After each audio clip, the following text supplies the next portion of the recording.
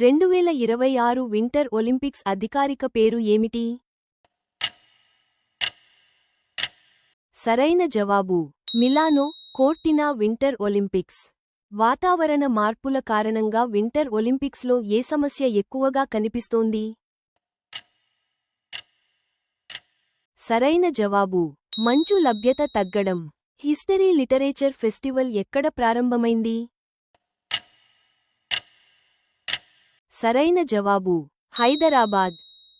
పరీక్షా పే చర్చ కార్యక్రమం ప్రధానంగా ఏ అంశంపై దృష్టి సారిస్తుంది?